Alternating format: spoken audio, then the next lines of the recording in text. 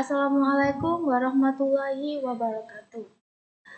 Perkenalkan, kami dari kelompok 2 dari kelas A1 semester 2 Prodi Administrasi Publik. Di sini saya akan mempresentasikan teori organisasi neoklasik. Nama anggota dari kelompok 2, yang pertama ada Faradila Dwi, yang kedua ada Felita Intan, yang ketiga ada Gita Nanda, yang keempat ada Helena Dias, yang kelima ada Feby Dwi, yang keenam ada Cantika. Dipersilahkan Faradila Dwi untuk mempresentasikan pertama.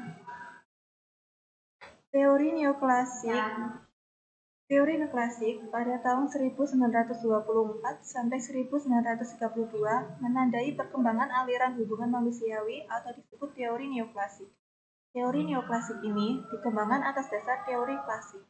Teori ini lebih memperhatikan hubungan sosial di lingkungan kerja dan lebih menekankan harmoni kelompok sebagai tujuan organisasi. Teori ini muncul karena ketidakpuasan bahwa pendekatan klasik tidak sepenuhnya menghasilkan efisien produksi dan keharmonisan kerja dalam organisasi. Selanjutnya akan dilanjutkan oleh rekan saya, Feby Dwi Agustin. Karakteristik teori neoklasik. 1. Teori neoklasik memahami adanya organisasi informal. Yang kedua, teori neoklasik berkembang karena pembenahan dari teori klasik berdasarkan percobaan Houghton yang memandang organisasi sebagai sistem terbuka. Yang ketiga, teori neoklasik pendekatan organisasi untuk tercapainya tujuan bersama. Selanjutnya dijelaskan oleh rekan saya Gita. Beberapa pembagian kerja yang dipaparkan sebagai berikut. 1. Partisipasi. Adanya organisasi dalam memungkinkan keterlibatan setiap orang dalam proses pengambilan keputusan. 2. Perluasan kerja yang menjadi bagian daripada spesialisasi. 3. Manajemen bottom up. Pemberian kesempatan kepada yang masih baru untuk ikut serta dalam pengembalian keputusan manajemen puncak. Selanjutnya akan dijelaskan oleh Elena. Tokoh teori neoklasik.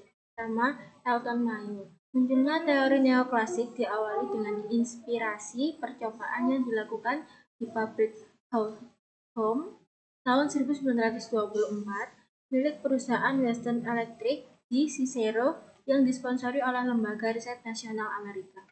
Percobaan yang dilakukan Elton Mayo, seorang riset dari Western, menyimpulkan bahwa pentingnya memperhatikan insentif, upah, dan kondisi kerja karyawan dipandang sebagai fakta penting peningkatan produktivitas.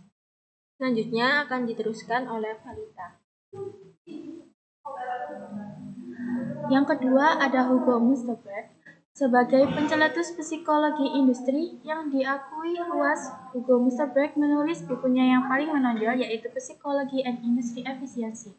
Buku ini menekankan adanya perbedaan karakteristik individual dalam organisasi dan mengingatkannya adanya pengaruh faktor sosial dan budaya terhadap organisasi. Selanjutnya akan diteruskan oleh Cantika. Tokoh teori neoklasik selanjutnya yaitu Heinrich Gossen. Heinrich Gossen menjadi hukum Gossen 1. Hukum Gossen 1 adalah hubungan kuantitas barang yang dikonsumsi dan tingkat kepuasan yang diperoleh. Sedangkan hukum Gossen 2 adalah sumber daya atau dana yang tersedia selalu terbatas secara relatif terhadap kebutuhan manusia dan hampir tak terbatas. Selanjutnya akan dilanjutkan oleh Faradila. Kelebihan teori neoklasik. Aliran hubungan manusiawi mementingkan adanya kebutuhan sosial. 2. Menekankan kehidupan yang lebih ekonomis dan rasionalis manusia. 3. Perhatian terhadap keterampilan sebuah manajemen semakin ditingkatkan di sampingnya manusia karena hubungan sosial. 4. Jika aliran ini dipakai akan membuat hubungan atasan dengan bawahan lebih harmonis dan akan membuat kinerja semakin membaik. Kekurangan teori organisasi neoklasik. Konsep makhluk sosial tidak menggambarkan secara lengkap antar individu dalam tempat kerja. Hal ini adalah salah satu keterbatasan teori hubungan manusiawi. 2. Perbaikan kondisi kerja dan keputusan karyawan tidak berhasil meningkatkan produktivitas yang dramatis seperti diharapkan. 3. Lingkungan sosial di tempat kerja hanya salah satu dari beberapa faktor. Selanjutnya akan ditutup oleh moderator Velita Dwi.